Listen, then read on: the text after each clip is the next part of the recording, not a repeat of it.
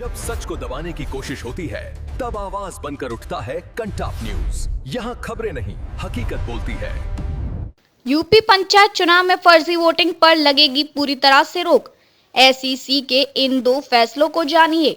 UP panchayat चुनाव को लेकर तैयारियों को तेज किया गया है। इस क्रम में फर्जी वोटरों पर लगाम लगाने के लिए विशेष योजना तैयार की गई है। उत्तर प्रदेश में आगामी पंचायत चुनावों को लेकर राजनीतिक और प्रशासनिक गतिविधियां तेज हो गई हैं। राज्य निर्वाचन आयोग एसईसी ने यूपी पंचायत चुनाव की तैयारियों के तहत मतदाता सूची के पुनरीक्षण का महत्वपूर्ण कार्य कर लिया है। इस बार मतदाता सूची में बड़ी संख्या में नए मतदाताओं के नाम जोड़े गए हैं। इसके साथ ही चुनाव को पारदर्शी और निष्पक्ष बनाने के उद्देश्य से आयोग ने दो बड़े और ऐतिहासिक फैसले लिए हैं। इनके जरिए फर्जी वोटिंग पर पूरी तरह से रोक लगाई जाएगी। नई तकनीक का सहारा लेकर आयोग ने फर्जी वोटिंग को रोकने की रणनीति तैयार की है। लखनऊ में आयोजित एक प्रेस कॉन्फ्रेंस में राज्य निर्वाचन आयुक्त आरपी सिंह ने बताया कि प्रदेश के पंचायत मतदाता सूची में इस बार कुल 40.19 लाख नए मतदाता जुड़े हैं। यह पिछले आंकड़ों की तुलना में 3.26% की बढ़ोतरी है। उन्होंने कहा कि मतदाता सूची के पुनरीक्षण का कार्य सफलतापूर्वक पूरा कर लिया गया है।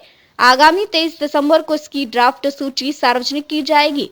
राज्य निर्वाचन आयुक्त ने पहली बार पंचायत चुनावों में प्रत्येक मतदाता को एक विशिष्ट स्टेट वोटर नंबर देने का निर्णय लिया है। ये नंबर मतदाता की पहचान को यूनिक बनाएगा और डाटा प्रबंधन को अधिक सटीक करेगा। इससे एक ही व्यक्ति का नाम अलग अलग पंचायत या क्षेत्रों की मतदाता सूची में दर्ज होने जैसी गड़बड़ियों पर पूरी तरह रोक लगेगी।